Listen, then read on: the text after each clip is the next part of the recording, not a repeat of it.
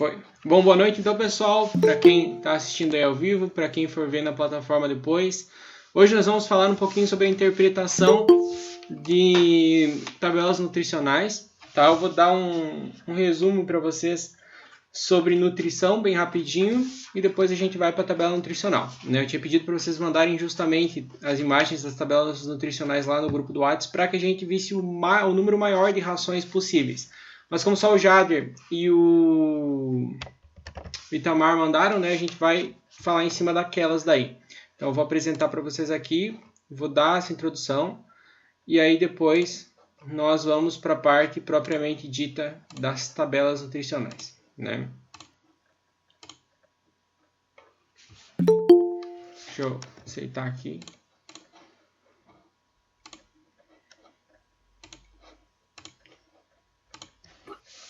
Bom, estão conseguindo ver aí? Agora está em modo de apresentação, eu acho. Tá sim. Show. Bom, então vamos lá para a nossa aulinha de hoje. Bom, primeiramente eu vou passar para vocês uma classificação geral de alimentos e ingredientes, tá? Para vocês saberem o que cada coisa significa, por que é importante e por que isso aqui está lá na ração, certo? Então hoje vocês vão ver que são poucos slides, porque a gente vai discutir muito mais depois, né, a variação dessas coisas dentro das fórmulas de ração, tá bom?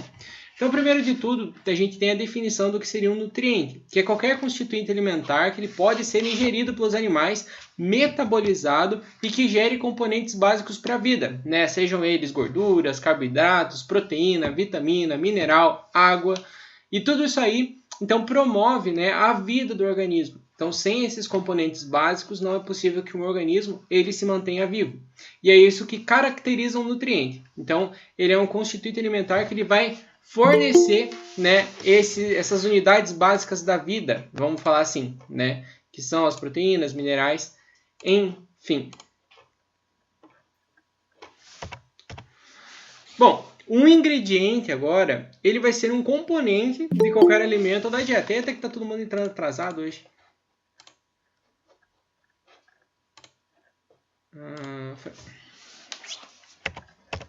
Bom, então o ingrediente é um componente de qualquer alimento ou dieta. Então a gente pode falar que nós vamos ter uma dieta para certo animal, ou enfim, e ela vai ser composta de diversos ingredientes, que são os seus componentes.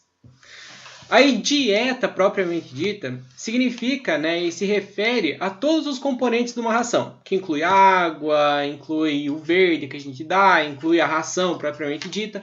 Então tudo aquilo que é oferecido para um animal num período de tempo é dito como dieta, né? Então a dieta do animal é qual? Ela é constituída de água, é constituída de ração, é constituída de verde.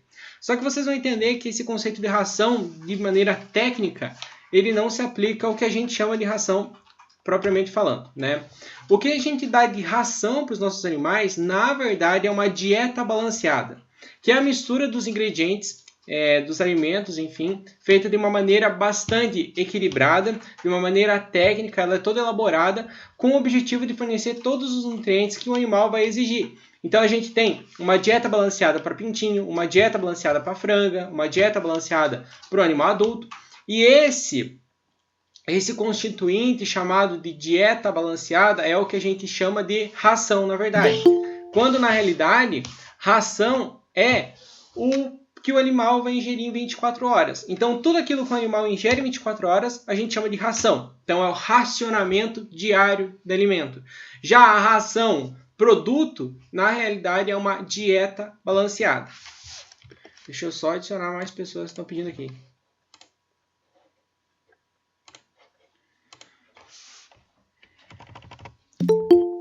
Mazeta, eu tenho que adicionar um secretário aqui para ir adicionando as pessoas enquanto eu estou apresentando.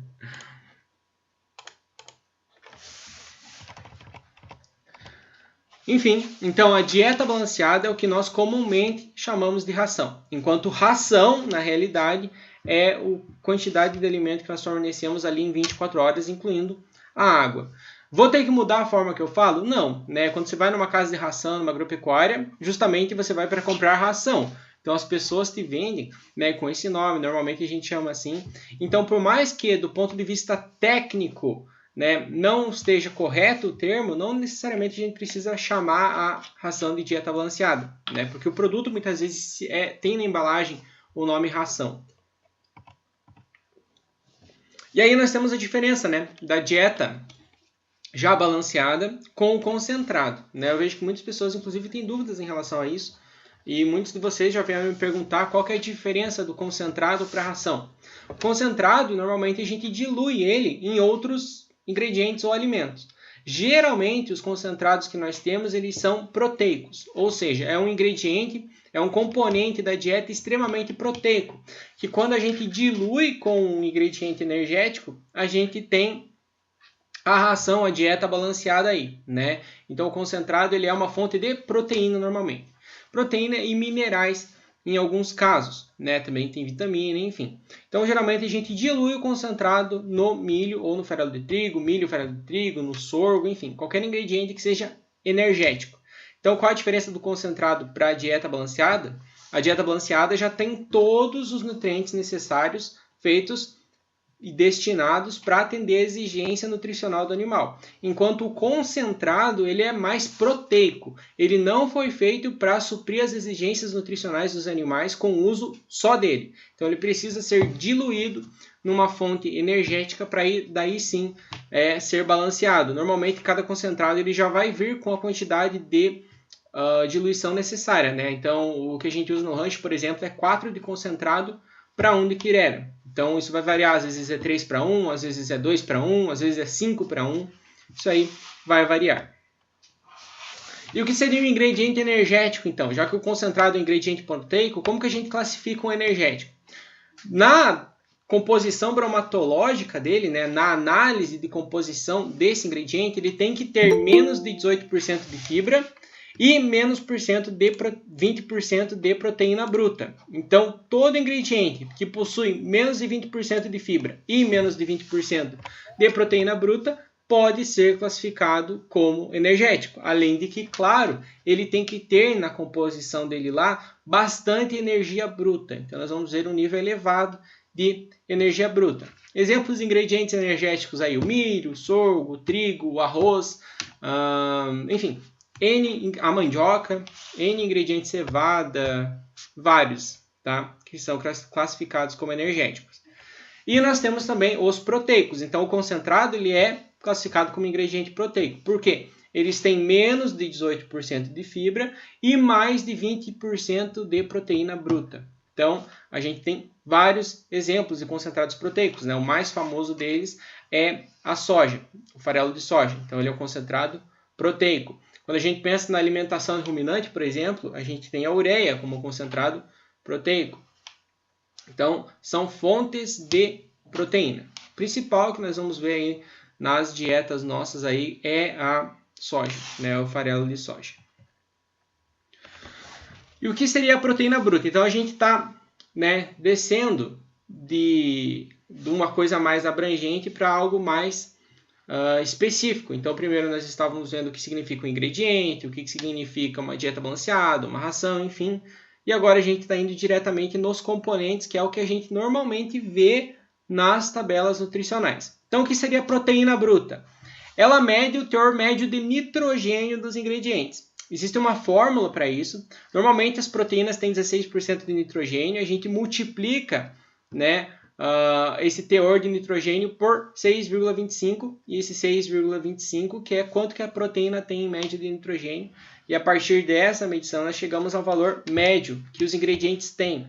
Luiz, eu posso ter 2 tipos de farelo de soja com um teor de proteína bruta diferente? Sim. Por isso que é muito complicado quando a gente fala em inclusão e não faz os testes bromatológicos, né, a análise bromatológica dos ingredientes. Porque lá no rancho LW eu posso ter um farelo de soja com 45% de proteína bruta, mas lá no criatório do sítio 5 Irmãos eu posso ter um farelo de soja com 48% de proteína bruta, com 52% de proteína bruta. Então, dependendo da cultivar de soja, da condição de fertilidade do solo, do clima, do armazenamento, enfim, inúmeros fatores podem alterar para mais ou para menos a porcentagem de nutrientes que nós vamos ter nos nossos ingredientes. Tá? Então é muito complicado eu falar, ó, pode incluir aí 30% de cevada em substituição ao milho na tua dieta. Só que o problema é que esse 30% ele é calculado pensando que a cevada vai ter X de energia. Mas isso pode variar de local para local, então é muito complicado. E por isso que eu sempre falo para vocês não colocarem muita substituição ou muita inclusão do ingrediente, porque a gente tem essas flutuações de valores, né? Então é melhor você começar num nível, digamos, seguro, que é o que não vai variar, por exemplo, para daí sim poder incluir mais, porque vai variar. O milho, por exemplo. O milho ele varia o teor de proteína dele de 8 até 13%. Então pode parecer pouco, mas na verdade essa composição dele vai afetar em muito a quantidade de concentrado proteico que a gente coloca numa dieta, por exemplo. Então, isso varia demais. Nós temos também a fibra bruta. Vocês vão notar que nos rótulos de embalagem de ração, normalmente a fibra bruta ela vai ter um máximo depois da quantidade dela.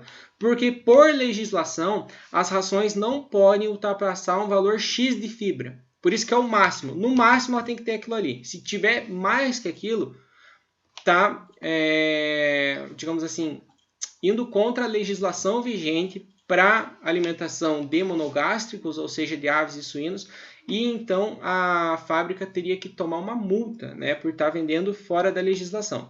Então, fibra bruta e mais alguns outros constituintes, vocês vão ver depois nas imagens, vai ter um máximo do lado, que não pode ultrapassar esse valor, enquanto os outros eles vão ter um valor mínimo, o que significa que não pode ter menos do que aquele valor. Isso é definido via legislação, certo? E o que significa a fibra bruta, então? Corresponde à porcentagem de celulose, hemicelulose e lignina presente nos alimentos, né? É aquilo normalmente a parte estrutural dos ingredientes, né? Seja do grão, da planta, enfim. Então é o que mantém a planta dura, né? O que mantém o ingrediente no formato dele, que é a fibra. E a gente não pode ter um acréscimo de mais de fibra na ração ou na dieta balanceada, porque quanto mais fibra nós temos, menor o aproveitamento da dieta.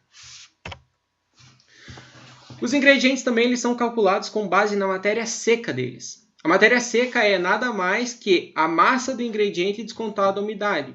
Então, se nós pensarmos que o milho, quando ele não é seco, ele tem uma porcentagem X de água, essa porcentagem de água normalmente é descontada quando você vai colocar os valores nutricionais de cada ingrediente, de cada grão, enfim. Porque a água, em tese, não possui proteína, não possui energia, não possui carboidrato, não possui lipídio. Então, a água é retirada sempre fora. Por isso que todos os componentes, né, fibra, extrato etéreo, proteína, tudo isso aí é calculado com base na matéria seca. Então, descontando a água. Extrato etéreo, ele significa a quantidade de gordura que a gente vai ter no alimento, então os lipídios aí, né? Então eles não colocam lá gordura ou lipídio, eles colocam extrato etéreo, que é o método que é utilizado para você quantificar quanto que tem de gordura no alimento. Energia bruta é a energia total que contém o alimento, então eu pego um grão de milho. De energia, aquele grão de milho vai ter X quilocalorias. Essa é a energia bruta dele. Só que a energia ela é fracionada também, quando a gente pensa na utilização em nutrição animal. Então a gente tem, primeiro de tudo, a energia digestível, que é a energia que é absorvida pelo organismo do animal, descontada a energia que ele perde nas fezes. Ou seja, uma galinha comeu milho. Ela não vai aproveitar 100% da energia que esse milho tinha, que é a energia bruta. Ela vai perder um pouco dessa energia. Por quê? Porque ela não consegue digerir tudo. Tem partes do milho, normalmente essas partes estão relacionadas à fibra, que a galinha não consegue digerir. E essa energia perdida nas fezes, ou seja, aquilo que ela não conseguiu utilizar, não conseguiu metabolizar, é uma energia perdida. Por isso que a gente tem energia digestível, que é efetivamente quanto que o animal aproveita da energia. Além disso, nós temos a energia metabolizável, que seria essa energia absorvida do animal, tirando as perdas nas fezes e na urina. Só que a ave não tem urina, né? Então, na verdade, não existe energia metabolizável para a ave, mas sim só digestível, porque não tem como nós contabilizarmos perda de urina, sendo que as fezes e a urina das aves se misturam, né? Sai uma coisa só. Então, não se fala normalmente energia metabolizável para aves. A gente também tem a energia líquida. E essa tem sim para aves, porque a energia líquida considera ainda as perdas que o animal tem para o incremento calórico. O que significa isso? As aves, como nós, os mamíferos, enfim, eles têm sangue quente. E para ter o sangue quente, normalmente eles têm que manter a temperatura corporal deles constante, né, num valor X. A temperatura média das aves, se não me engano, é 41 ou 42 graus. Então, para a ave poder, nós estamos aqui usando o exemplo das aves, manter essa temperatura constante, ela vai usar uma fração da energia para se manter quente, para manter a temperatura dela estável. E essa energia nós não contabilizamos do ponto de vista produtivo. Então, quando a gente fala de energia líquida, significa que a energia absorvida pelo organismo do animal vai ter relação com a produção dele. Mas a energia do incremento calórico não necessariamente. Então a gente desconta isso também. E ainda a energia líquida é dividida em duas. Temos a energia líquida de mantença, que seriam essa energia descontada as perdas e tal, mas que é destinada para manter o metabolismo do bicho. Então, além do incremento calórico, a ave tem que manter os processos celulares ativos, tem que manter os processos de digestão, de absorção de nutrientes, os processos para formar um ovo, enfim, o metabolismo do bicho. Então, existe uma fração da energia que é destinada para a mantença e uma fração da energia que é destinada à produção. Então, quanto que a ave gasta para ganhar 1 kg de peso? Quanto que a ave gasta para produzir 1 dúzia de ovos? Então, quando nós vamos balancear uma dieta, quando a gente vai fazer lá os cálculos para ver certinho quanto que o animal tem que comer, qual que é a quantidade, enfim, nós temos que descontar e fracionar a energia dessa maneira, saindo da energia bruta, que é quanto que o grão, o ingrediente, enfim, tinha, para quanto efetivamente o animal vai destinar para o metabolismo dele e quanto que ele vai destinar para a produção dele. Né? E para a avicultura industrial, para a avicultura de corte, de postura, enfim, nós temos essas equações, nós temos essas contas muito bem delimitadas. Então eu sei quanto que um frango de granja ele vai gastar para manter a mantença dele, quanto que ele vai gastar para produzir um ovo, para ganhar um peso de quilo, mas na avicultura ornamental, não. Então por isso que é muito complicado nós balancearmos uma dieta para aves ornamentais, sendo que a gente não sabe qual que é a exigência de energia desse bicho. A gente não sabe ao certo quanto que é a exigência de proteína desse bicho. Ah, dá para usar como base a avicultura industrial? Dá, mas é diferente, é um animal extremamente diferente quando nós comparamos o grau de seleção, o direcionamento de seleção, né? E, consequentemente, vários desses fatores vão alterar a exigência do bicho. Tá? Então é muito complicado nós calcularmos uma dieta para ave ornamental sem antes descobrir quanto que é a exigência desse bicho em energia, em proteína, em vitamina, em mineral, N aspectos aí. Agora, nós vamos efetivamente aí para as tabelas nutricionais, tá? Essa aqui é uma foto que o Jader mandou, é um concentrado, certo? E ele tem nos componentes dele aqui, farelo de soja, farelo de trigo, cloreto de sódio, que é o sal comum, farinha de carne e ossos, calcário calcítico, farelo de arroz, casca de soja moída, ácido fólico, que é uma vitamina, aditivo enzimático, já vou comentar com vocês, achei bem legal isso. Enfim, tem muita coisa aqui dentro, certo? Que faz com que realmente a gente considere esse produto como um ingrediente proteico. Por que ele é proteico? Lembra que eu tinha falado da classificação lá? Então, ó, ele tem 310 gramas de proteína a cada 1 kg de concentrado. Tá? Quando dá em grama aqui, normalmente é para 1 kg. Então, significa que a cada 1.000 gramas, que é 1 kg, ele tem 310 de proteína. Ou seja, ele tem 31% de proteína bruta. E qual que é a matéria fibrosa dele? 100 gramas, ou seja, 10% de fibra. Lembra a classificação que eu falei do proteico? Eles têm que ter menos de 18% de fibra e mais de 20% de proteína. Então, nesse caso, 31% de proteína, 10% de fibra, é um concentrado proteico, é um ingrediente proteico, certo? Aqui ele está dando quanto que tem de umidade nessa ração, tem 12% de umidade. Ele dá quanto que tem de gordura nessa ração, são 60 gramas, então tem 6% de gordura. Já falamos que tem 10% de fibra, tem 15% de minerais, e aí ele fraciona esses minerais, ou seja, tem 20% de cálcio, no mínimo, né? E no máximo 28. Então, não tem menos que 20 e não tem mais que 28. Porém, nessa faixa entre 20 e 28 pode ter um tanto aí. Pode ser que seja 25, pode ser que seja 22, mas não foge disso aqui. Fósforo, quanto que tem?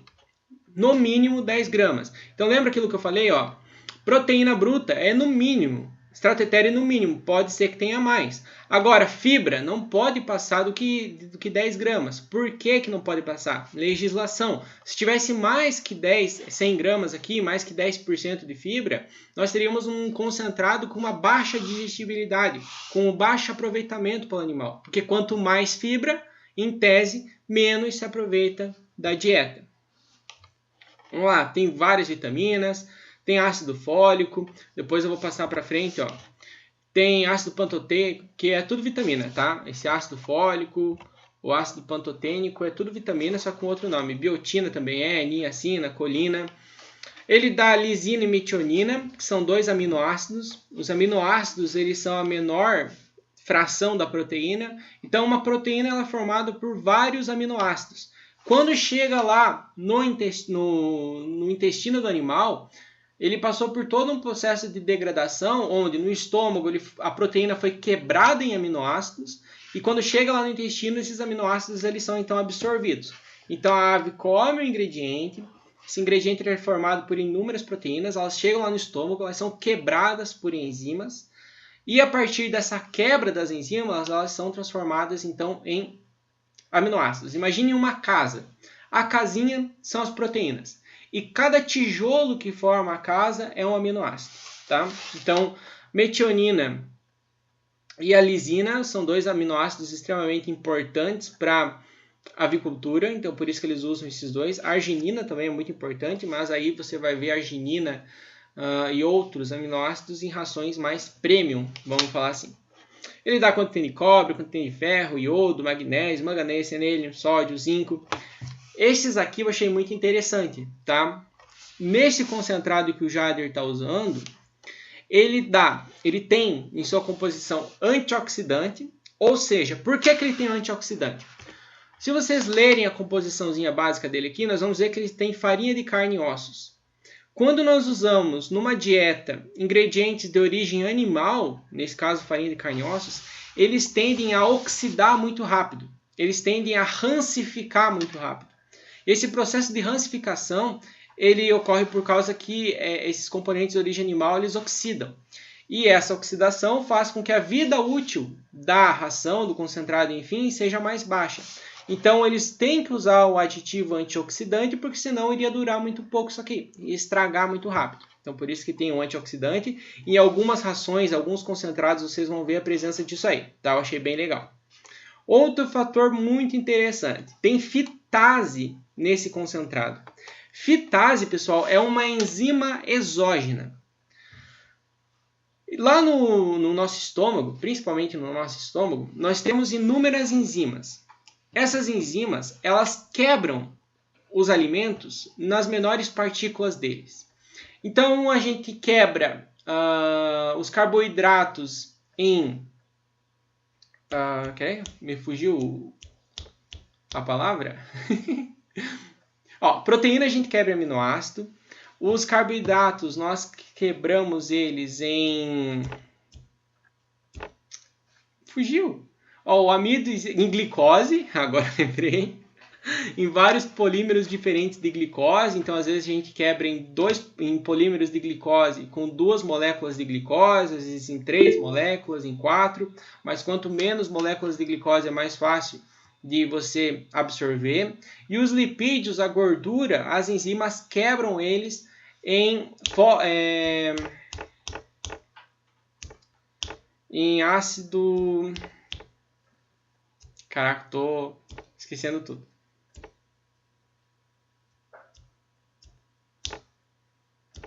Esqueci o nome da molécula quando quebra essa gordura. Daqui a pouco eu lembro. Mas então, todos os nutrientes, eles são quebrados na menor unidade deles, certo? Então, proteína, aminoácido, carboidrato, glicose e os nossos lipídios aí esqueci o nome da moléculazinha lá.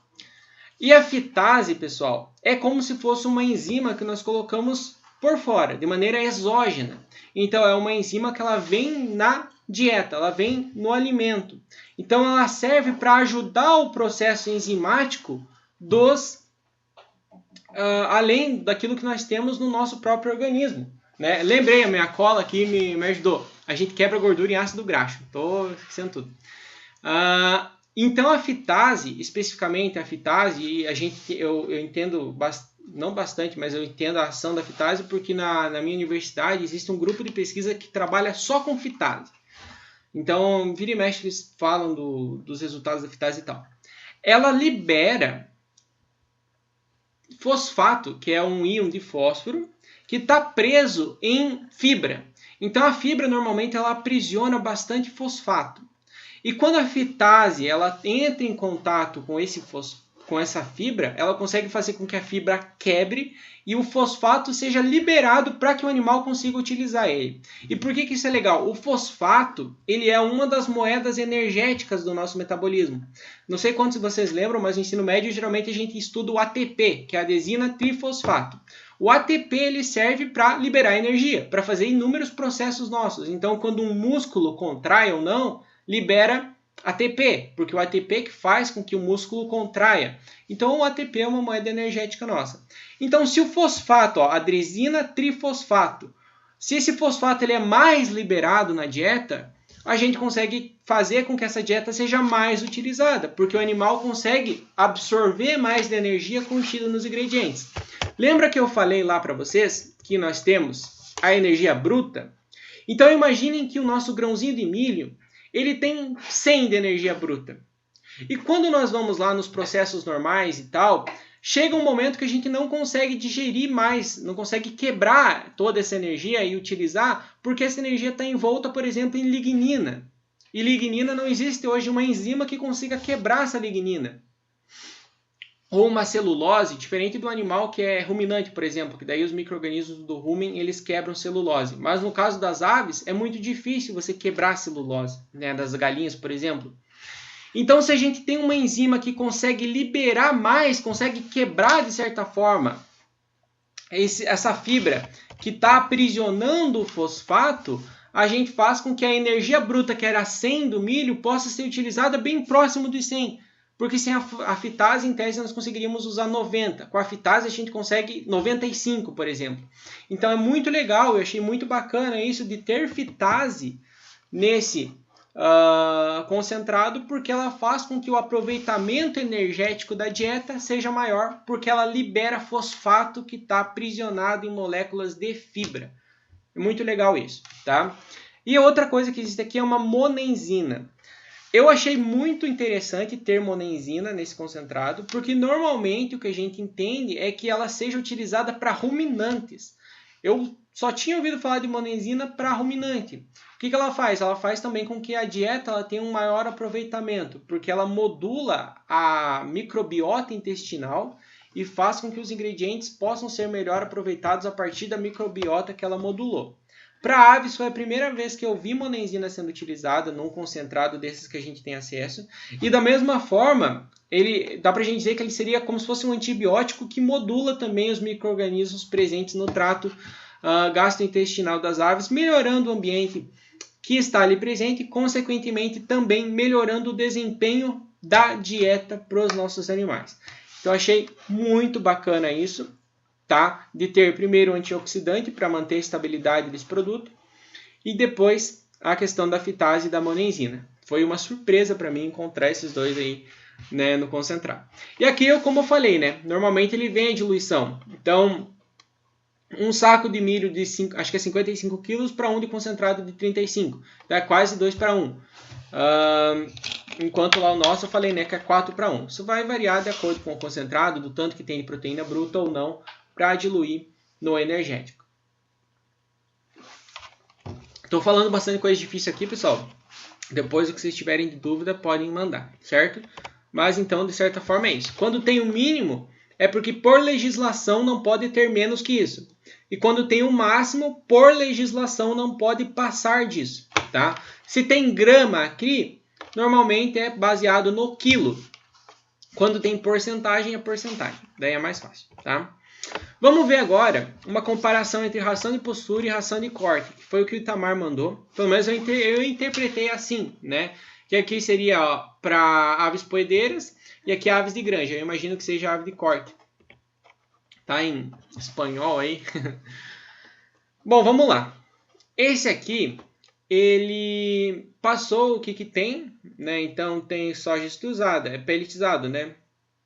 Pellet de soja, mais milho, sorgo, trigo, triticale, cloreto de sódio, lisina, metionina, que são os 2 aminoácidos que a gente fala para vocês. Aí falou o que tem de vitamina, falou o que tem de mineral, enfim. Só que ele não deu uma tabelona completa desse aqui, né? Ele deu só a composiçãozinha ali para a gente ver. Vejam a diferença, primeiro de tudo, do concentrado para a ração balanceada. Esse concentrado aqui tinha 31% de proteína, no mínimo. Já a ração balanceada para poedeira é 15%. Né? Então veja como é um ingrediente já completamente balanceado. Por quê? Porque na média a exigência de proteína bruta de aves poedeiras é em torno de 15%. Tá?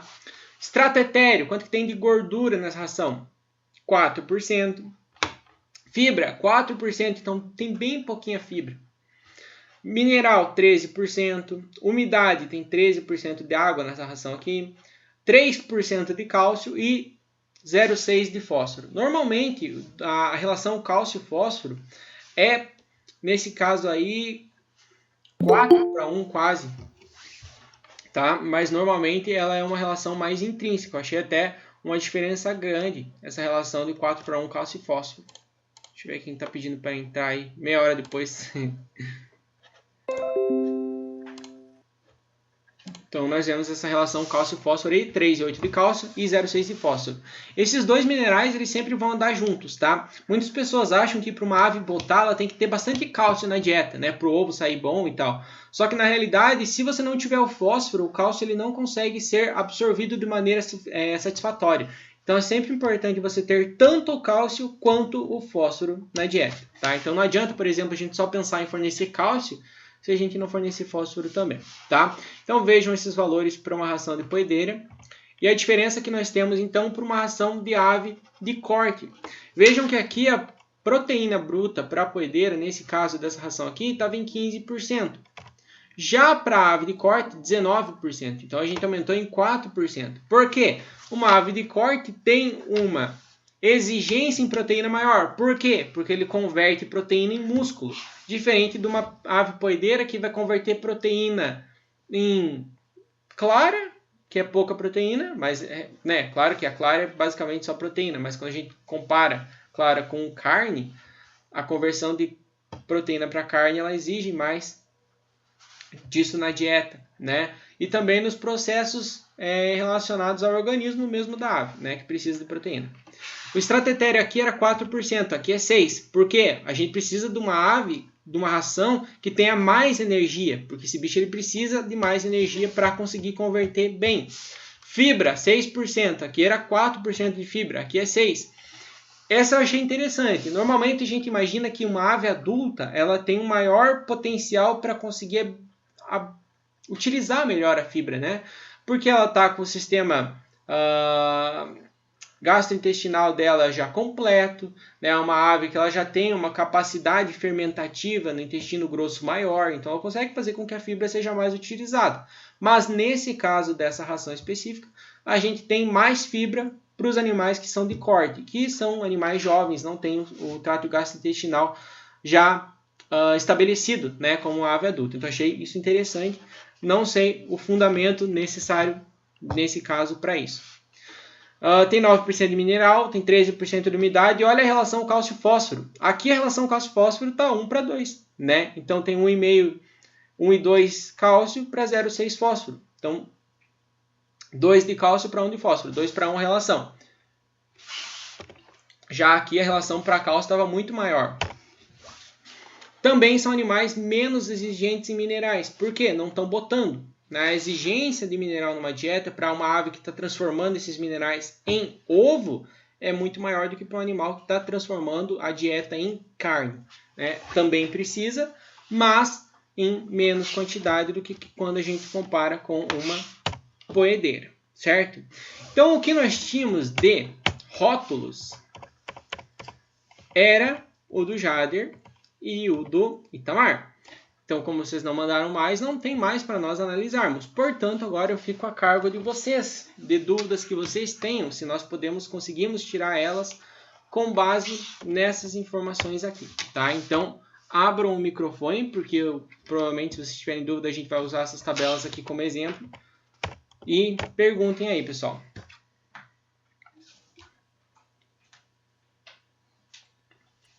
Ô Luiz, o Jader também tinha me mandado essa tabela do concentrado, aí eu vi que tinha 31% de proteína, eu achei meio alto. É comum concentrado ter essa quantidade de proteína? Sim, como o concentrado ele serve para você diluir ele no energético, ele precisa ser super proteico. Porque depois que a gente mistura ele no energético, essa proteína ela vai ser diluída. Então, normalmente, ela vai ficar ali entre 15% e 17%, tá? Que é o valor normal. Se ele fosse fornecido puro, só o concentrado, aí sim, seria exagerado essa quantidade de proteína. Mas como ele dilui, aí vai ficar no teor normal, né? Porque o concentrado energético, seja ele o milho, enfim, ele vai ter menos proteína, né? Vamos fazer é mais fácil a gente entender assim. Se a gente pega uma gota de preto, de tinta preta, a gente tem uma quantidade de pigmento ali extremamente alta. Mas se a gente pinga essa gota num potinho com tinta branca, ela dilui e vai, quando comparado ao todo, ter menos pigmento do que a gotinha quando era só o preto, né? Da mesma forma, o concentrado proteico diluído no energético. Sim, entendi. Mas é meio complicado para o profissional não, né? O criador fazer essa diluição certa para, por exemplo, para as fases do animal, né? É bem complicado, eu acho, para ele conseguir dividir certinho aí para cada fase. Na realidade, seria difícil se ele não viesse com a indicação, né? Mas normalmente, tem um modo de usar. Então, aqui você misturaria, por exemplo, 35 kg de concentrado em 55 kg de milho, tá? Então, normalmente, pelo menos também no que nós usamos lá no rancho, vem na embalagem do produto já quanto que tem que ser a diluição correta. Se realmente não viesse a diluição, né, o passo a passo na própria embalagem, seria extremamente difícil, né? Muito complicado. Mas como vem, daí a assertividade disso é muito maior, porque a própria fábrica está te dizendo em quanto que você tem que misturar, né? Daí facilita. Não, eu sim, mas eu digo mais com relação à fase, tipo assim, pintinho, engorda, não, crescimento, engorda e depois postura, sabe? Para você conseguir diluir na quantidade certa para ficar adequar a quantidade de proteína, a fase correta, a quantidade de fibra na fase correta, entendeu? Sim. Então, aí também entra a questão de que existem vários concentrados. Eu vou dar o exemplo porque eu uso concentrado lá no rancho, né? Então, existe o concentrado inicial, concentrado crescimento e concentrado postura.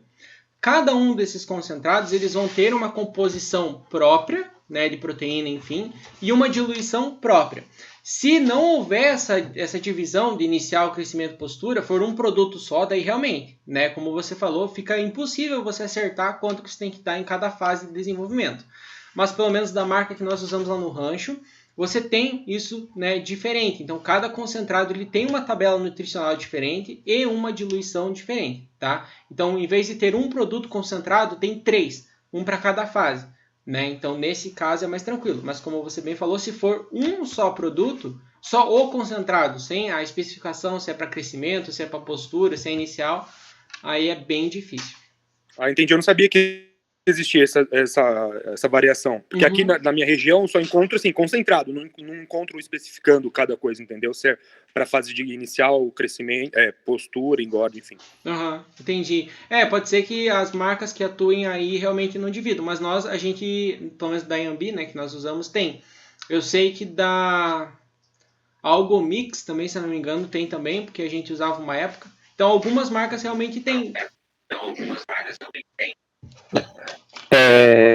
Essa marca aí que eu uso é dividido também. Eu acho que eu te mandei as duas, de postura e de crescimento. Ah, eu só peguei uma Só a inicial que eu... Pode falar. Só a inicial que eu uso ração. Eu não compro o concentrado, eu já compro a ração pronta. Mas da mesma que é comigo. Ah, que legal então. Eu não peguei as duas porque achei que era a mesma. Só achei porque você tinha mandado duas e tava uma ponta cabeça. Eu pensei, ele mandou a outra corrigida só. Falha minha. Não.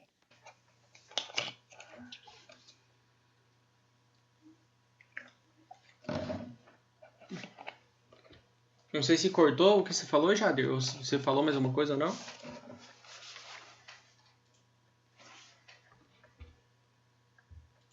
Eu acho que alguém perguntou qual é a marca. Eu não ouvi. A marca chama... Qual a marca, Luiz, do concentrado? Fala aí, Jader. Qual que é? Comigo, o nome da marca. Comigo. Isso. Daí, se alguém quiser saber a que eu uso, é a Iambi.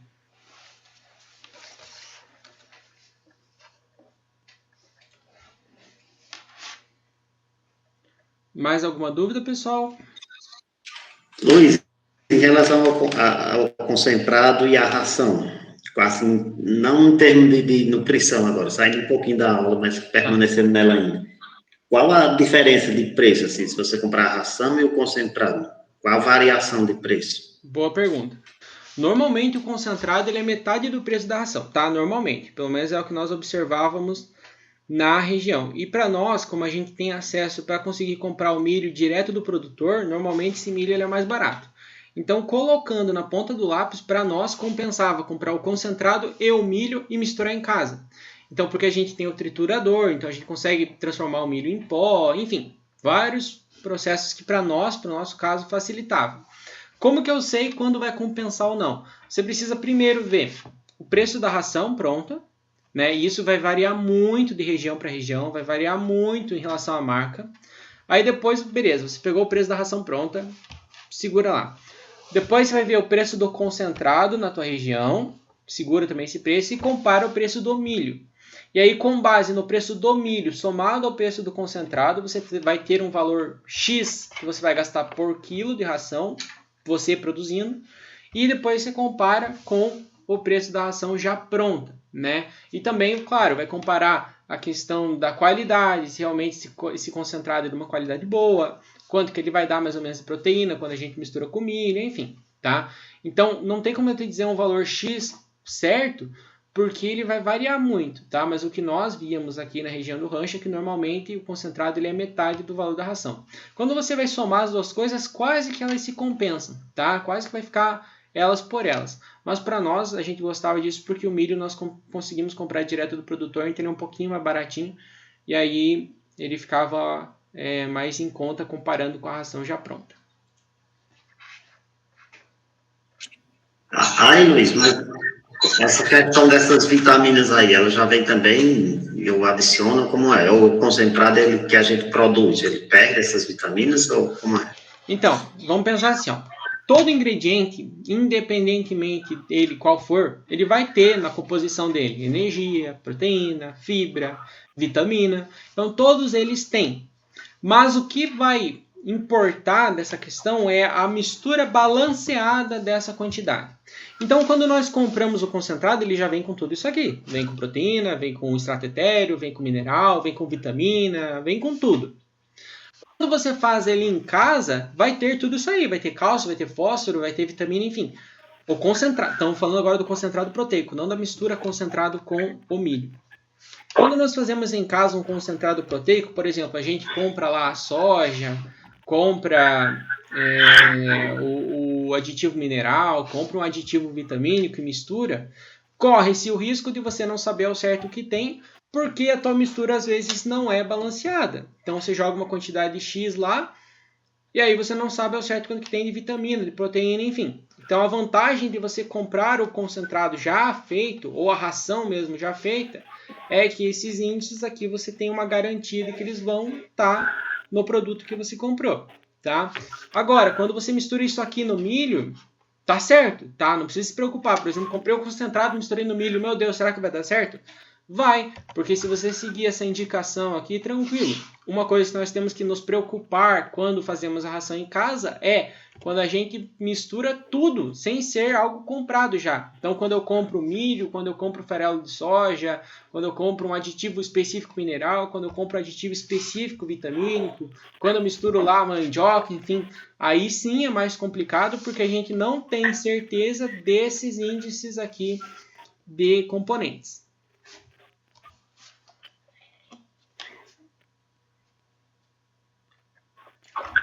Ô, Luiz, Oi? quando esse concentrado, ele é tipo uma raçãozinha, não é? Tipo uma mostradinha assim. Depende, né? No nosso caso lá é um pó, é uma farinha. Tipo uma ração de pintinho assim, uma coisa assim. Vai variar muito com marca, É mas porque, é porque eu andei vendo os concentrados e essa coisa de misturar no milho e tal. Eu fiquei meio que, tipo, receoso, porque as minhas galinhas, pelo menos aqui, elas escolhem muito o que elas vão comer dentro da ração, né? E aí, tipo, nisso de escolher, sempre tem as dominantes que vão chegar primeiro no coxo e vão escolher. E aí, tendo o milho e tendo o concentrado, vai ter aquela que vai gostar mais do concentrado, aquela que vai gostar mais do milho, e vai escolher um e vai escolher o outro, e acaba que eu fico meio receoso, meio com medo de ficar desbalanceado, sabe? De uma comer milho demais, a outra comer concentrado demais e não dirige bem. não, com certeza isso é válido. E aí que tá. Como eu falei, a gente compra o milho lá e a gente tritura o milho. Então ele vira o farelo de milho, né? Certinho farelado. E aí a gente mistura com o farelado do concentrado, vira uma coisa só, né? Vira um farelo que contém milho e concentrado.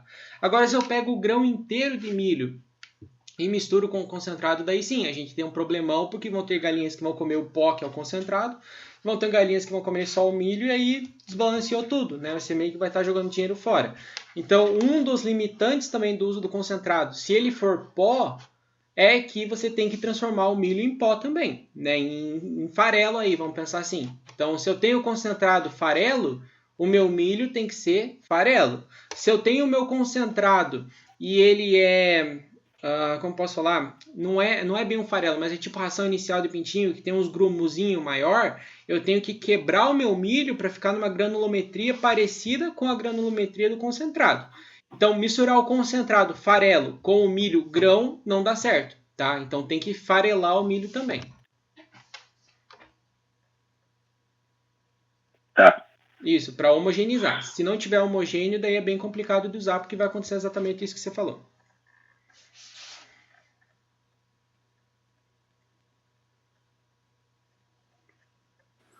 Deixa eu tirar uma outra dúvida. Manda bala. Geralmente, quando a gente vai ver coisa para gato ou cachorro, eu me atento sempre no proteína e estatetério. Geralmente é os que eu mais me atento. Eu sei que em galinhas, em aquáticos, enfim, a gente tem que olhar fibra, proteína e estatetério também é importante. O que você acha que entra alguma outra coisa seria importante também se atentar? Ou realmente proteína, estatetério e fibra e mineral seria o principal, assim? Pra gente avaliar se a ração é de boa qualidade ou não. Tá. Bom, o que eu olho, tá? Primeiramente de tudo, é bom olhar a proteína, né? Você tem um valor X que você deve seguir, mas como eu falei, isso é muito complexo, porque você vai ter que usar as bases da avicultura industrial e não necessariamente a exigência do teu bicho é a exigência da avicultura industrial, mas usa essas premissas, tá? Então vamos lá, a gente tem que olhar a proteína, a gente pode olhar o estratetério, mas em caso de ração para ave, o estratetério ele tem uma contribuição mais baixa, tá?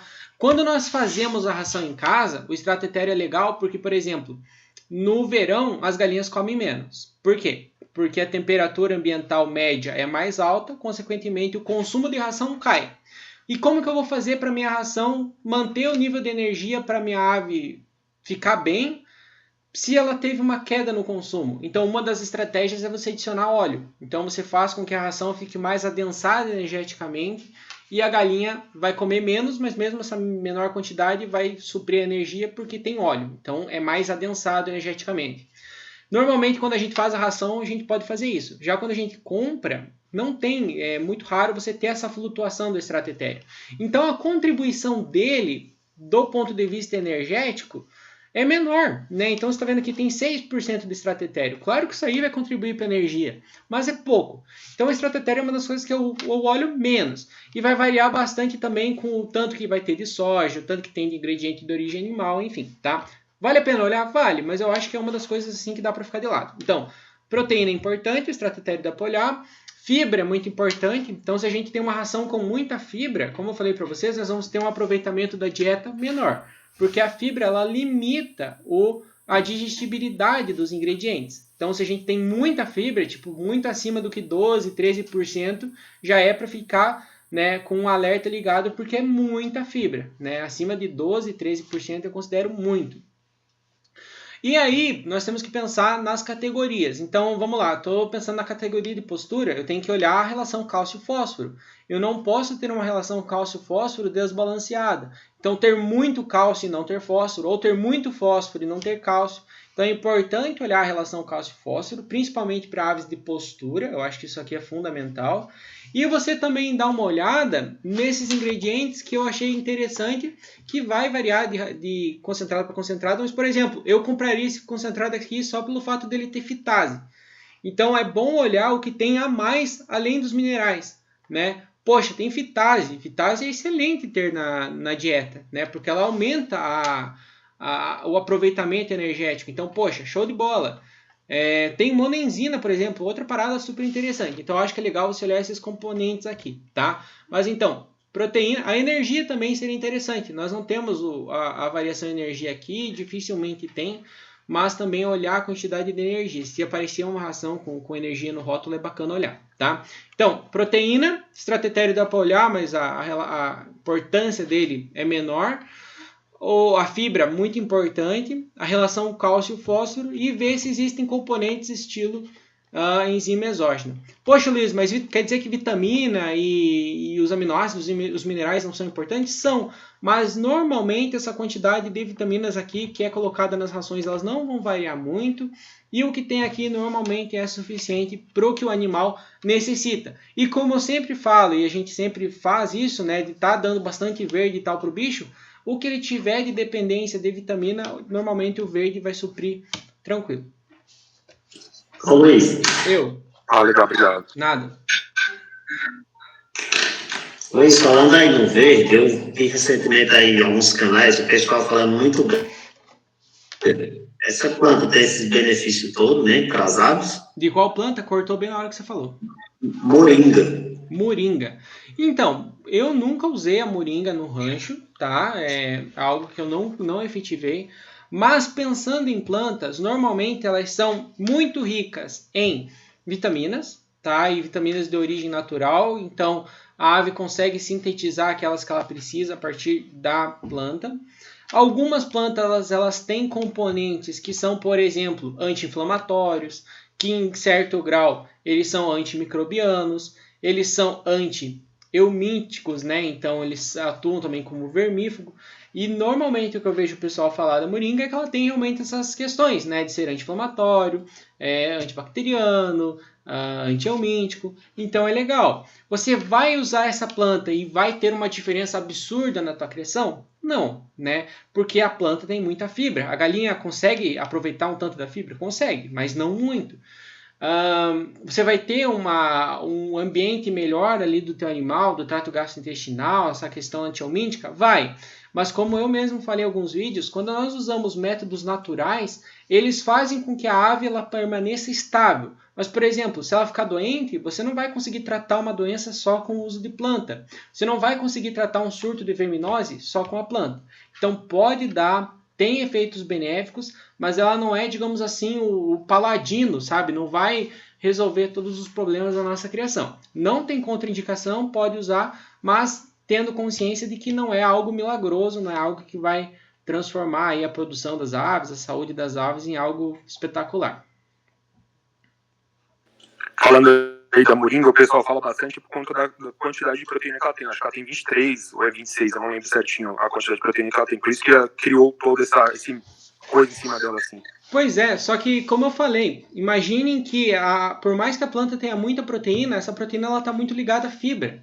Então a ave ela não vai conseguir ter um aproveitamento tão alto dessa proteína porque está ligada à fibra. Né? Se a ave fosse um ruminante, que tem as enzimas celulolíticas produzidas pelos micro-organismos do rumen lá, e aí quebra a celulose e o bicho consegue aproveitar muita proteína, sim. Mas nós temos que pensar principalmente em galinha, tá? A ave aquática ela tem um aproveitamento da fibra fantástico, mas também não é 100%. A fibra ela vai ter certa utilidade, ela vai conseguir transformar a fibra, por exemplo, lá no intestino grosso. Deixa eu explicar para vocês. Chega lá no intestino grosso, fibra, tá? Seja ela de origem vegetal, enfim. Chegou fibra no intestino grosso da ave. A ave ela tem 2 secos, ela tem o seco separado então em 2 câmaras, e nessas câmaras ocorre fermentação por conta de micro-organismos que lá estão. Esses micro-organismos eles conseguem produzir enzimas em pequena quantidade que quebram a fibra. Então esses micro-organismos vão lá, se alimentam dos nutrientes e produzem ácidos graxos voláteis.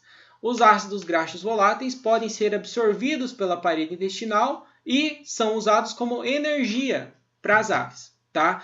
Então, a fibra para a ave, além, claro, das vitaminas lá que eu comentei para vocês, mas principalmente ela vai gerar energia.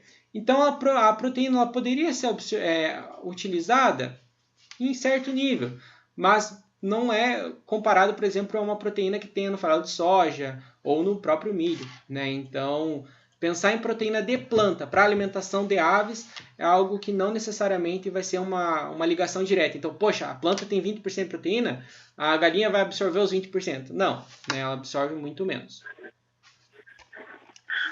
Outra coisa também que às vezes é importante a gente se ligar é que pode ter muita proteína, mas pode ter muita outra coisa também, né? Por exemplo, a gente aí muito pessoal, eu vejo aqui o pessoal fala muito da Ortonobis e tudo mais. O Ortonobis tem 27% de proteína, só que tem aquele ácido do oxalático alto pra cacete também, que é o mesmo caso do espinafre, que aí acaba que, ao invés de ajudar, atrapalha mais do que ajuda, né? Porque esses ácidos aí fornecidos crus, eles eliminam cálcio do organismo, eles eliminam outros minerais do organismo. Então, às vezes, o negócio que a gente vai dar achando que está ajudando muito, está atrapalhando mais do que ajudando. É verdade, né? São os...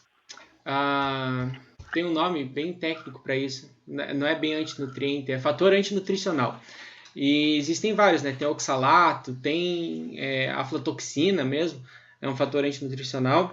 E é bem interessante, tá? Eles têm inúmeros problemas que eles causam. Então, eles causam lesões intestinais, eles fazem com que a mucosa do intestino ela fique toda danificada, toda machucada. Então, além de machucar o intestino, ele dificulta a absorção de nutrientes da própria dieta, ele causa lesões e malformações em todo o trato gastrointestinal, a língua do bicho fica machucada, nossa, inúmeros problemas inflamatórios, enfim, então os fatores antinutricionais eles são muito complicados. A soja por si só, e tem, nossa, canal do YouTube super grande, que eu não sei hoje em dia, mas no passado falava de colocar grão de soja na ração, fazer uma mistura de grãos lá e botar o grão de soja na ração. Cara, você não pode dar soja in natura para a ave, né? Porque ela tem fator antinutricional e acaba com o desempenho do bicho. Então, a soja, para ser fornecida aos animais, ela tem que passar por um processo térmico. Então, para desativar esses fatores antinutricionais, então é muito complicado. Realmente foi bem pontuado, porque inúmeros ingredientes que eles podem ser fornecidos, eles têm essas limitações de uso.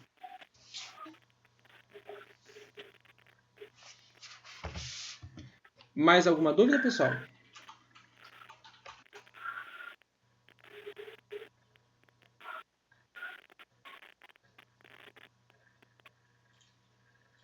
Nada? Deixa eu falar mais uma vez, então. Pode falar. Tabela nutricional mesmo, só se baseando pela Embrapa, essas tabelas mesmo, porque são todas industriais, não tem nada ornamental. Não tem nenhum site ou algo que você saiba que tenha uma tabela mais focada para ornamental.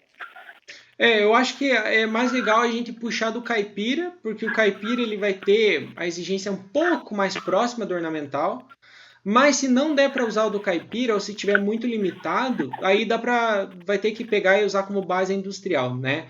O risco que a gente vai ter é estar fornecendo mais do que o necessário. Menos eu acho difícil, porque os animais, por exemplo, industriais, eles são extremamente exigentes. Então, periga da gente estar fornecendo mais do que menos. A longo prazo poderia ser um risco? Sim, mas é muito mais complicado do ponto de vista produtivo você fornecer menos do que mais. Tem uma tabela, eu mandei para vocês lá no grupo, e se vocês não acharem, me peçam que eu mando de novo. Chama Tabelas Nutricionais Brasileiras, é do Rostagno, vários colaboradores, do ano de 2017. Eu acho que saiu a 2019, mas eu não tive acesso a ela ainda. E nessa tabela nutricional, a gente tem inúmeras frações, equações de predição de exigência nutricional. Enfim, é muito legal porque dá para você colocar a temperatura ambiental média, colocar o peso médio das aves, então você consegue um resultado um pouco mais assertivo. E além de você conseguir mexer com essas equações nutricionais que tem lá, e é bem fácil, se você ler, você entende. Tem também uma lista gigante de ingredientes. Todos os ingredientes que vocês imaginarem na face da Terra estão lá.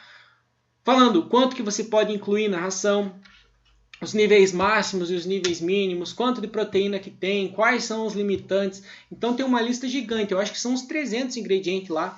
Bem legal, tem de tudo que vocês imaginarem. Então também vale a pena. Depois, se vocês quiserem, eu remando lá no grupo.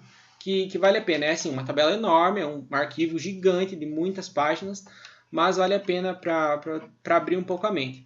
Mas dentro disso que você falou, Renato, se você encontrar arquivos bem legais da Embrapa, eu acho que para vocês, no módulo 3, eu passo alguns da Embrapa, né, algumas formulazinhas de rações, alguma coisa, é bom porque se aproxima mais do que as nossas ornamentais vão ter aí de exigência na média.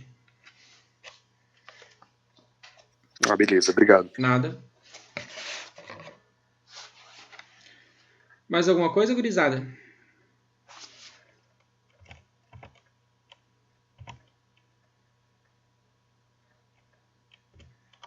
Tô vendo se eu acho alguma coisa para falar para vocês aqui.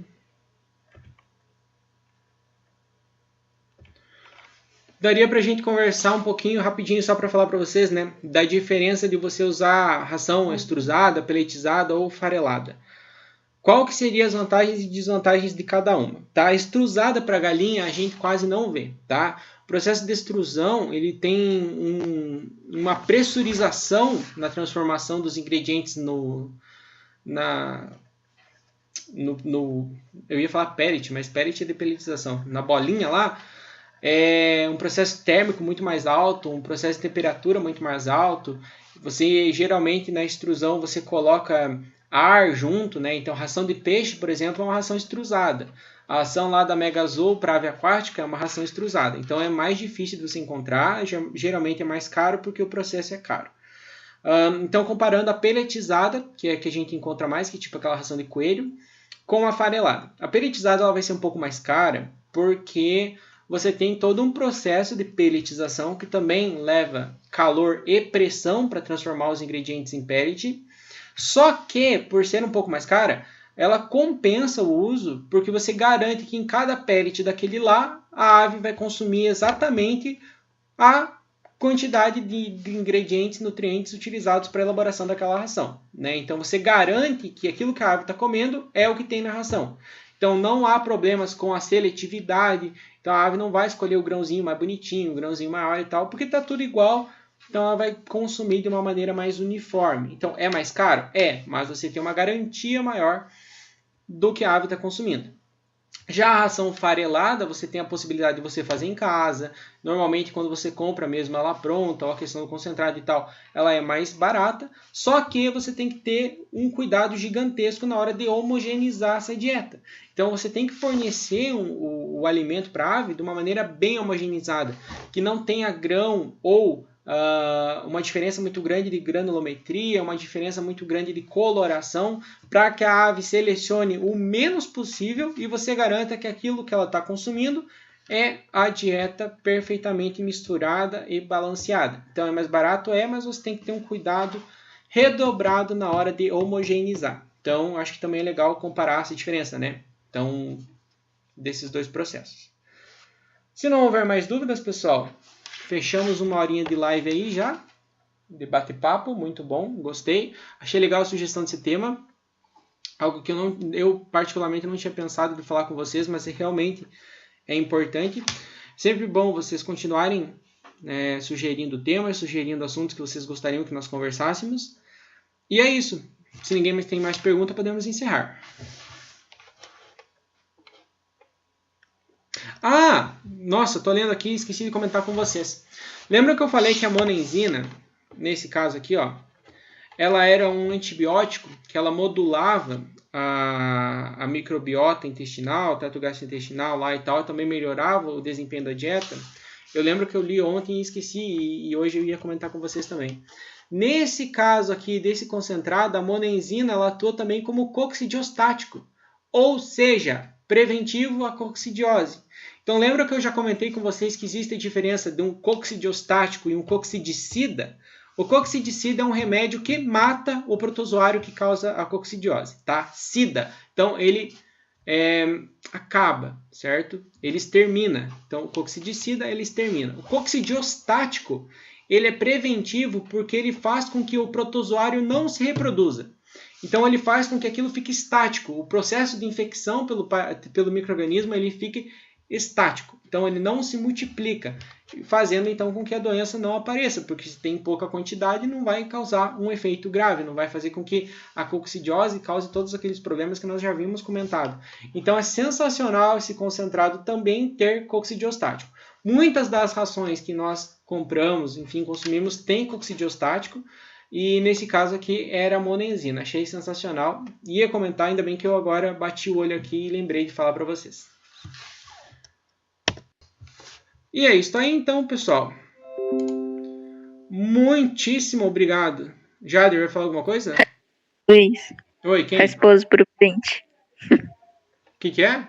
Ah, A Ana faz pose pro print. pronto. Pronto. Valeu.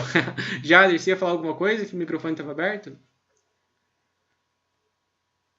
Ou eu que vi visagem? Você viu visagem. Ah, então era. Eu não falei nada, não. Ah, então beleza. Bom, pessoal, então foi isso aí. Precisando, estamos às ordens, certo? E, bom, deixa eu ver se vocês tivessem mandado alguma coisa aqui no chat. O Vini falou do antioxidante, que tem potencial cancerígeno. No caso da ração para ave mesmo, ele não tem muito risco, porque, como eu falei, é só para manter a estabilidade dela, senão rancificaria muito rápido. E também a um nível aceitável do ponto de vista da legislação, né? Então, hoje a legislação não permite um nível elevado, por justamente ter algum tipo de ação colateral, mas nesse caso, zero problemas, tá? Precisando, estão as ordens. Coloquem temas que vocês gostariam que nós tratássemos aí nas nossas lives. Quem começou o curso em agosto do ano passado tem 2 meses ainda para aproveitar aí de conteúdo, então interajam, mandem, aproveitem um tempinho aí. É isso aí, beleza? Forte abraço, boa noite a todo mundo aí. Valeu!